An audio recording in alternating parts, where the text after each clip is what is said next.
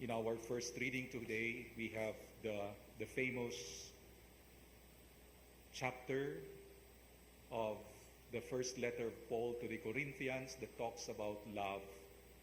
And Paul says, if I do not have love, I have nothing. And then St. Paul says many other things about true Christian love.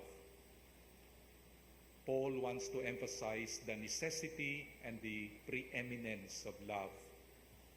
And he even says that our spiritual gifts, our talents, everything that we have are useless without love.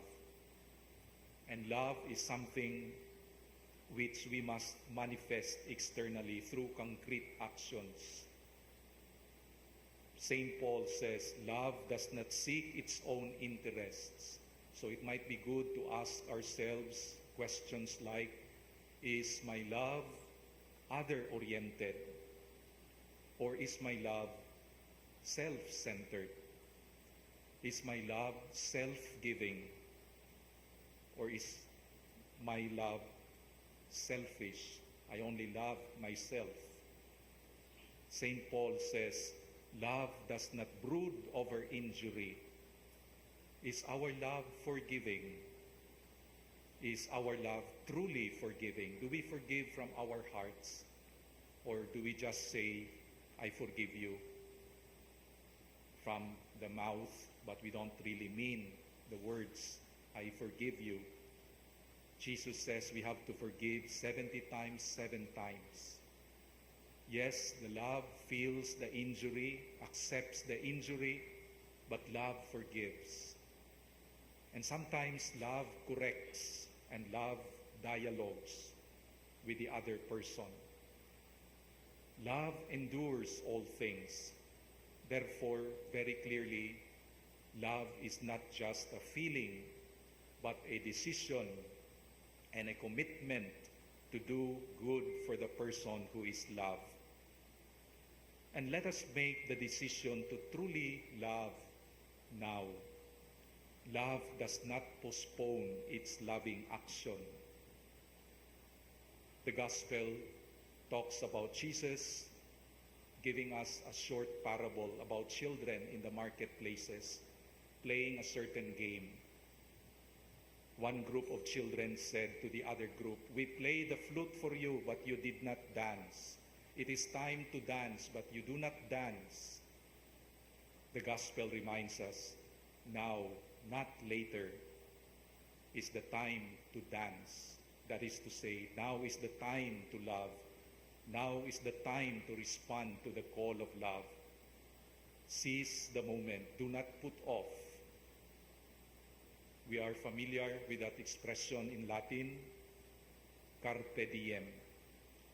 The phrase written by the Roman poet Horace means literally seize the day, put very little trust in tomorrow. Interpreted positively, the saying can mean grab the opportunity today, for tomorrow you might not have another chance. Do not miss your chance.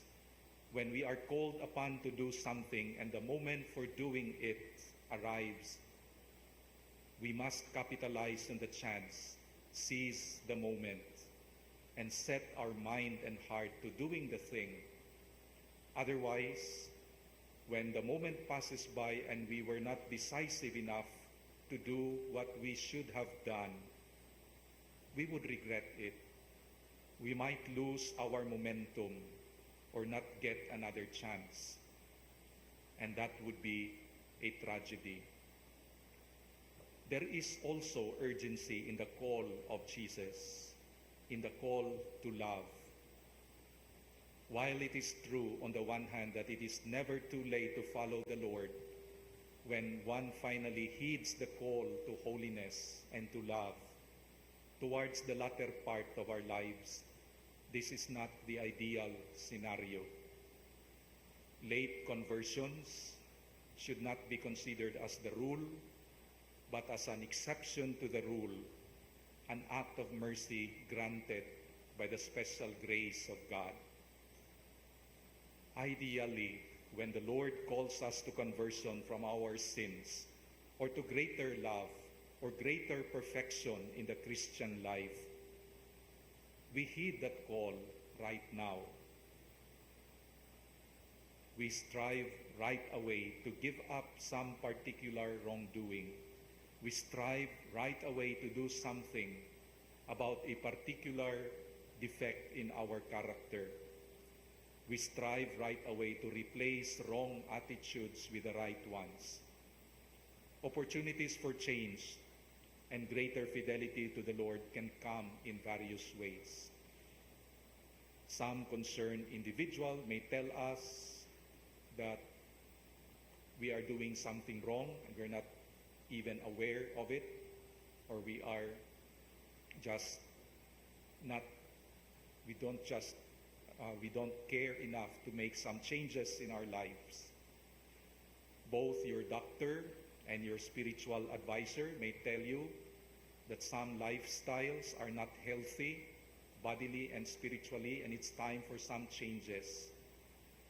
Some specific biblical passage may suddenly speak a relevant message to you one day, like forgive your brother or sister from the heart, or some sudden internal realization may just dawn on you out of the blue, reminding you of some long overdue changes you need to make in your life.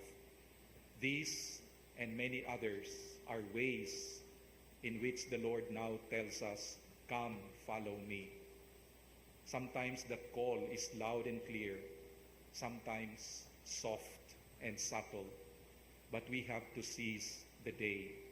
Be alert enough to recognize the moment when it arrives, and humble enough to accept and do something about our weaknesses. There is nothing more regrettable than the tragedy of the unseized moment, when there was a chance for the betterment of our own person and we failed to seize the day. Maybe our pride got in the way yet again, or our refusal to leave our comfort zones, or maybe it was just our plain indecisiveness as usual. Whatever the reason for our delay and postponement to follow the Lord more committedly, it is sad if we continue to remain where we are, the same person with the same weaknesses and the same lack of drive to change ourselves. And so may we ask God to give us the grace to help us see ourselves honestly and clearly, and the grace to strive with humility to follow Jesus and be a more loving and caring person. Not tomorrow, not later, but right now.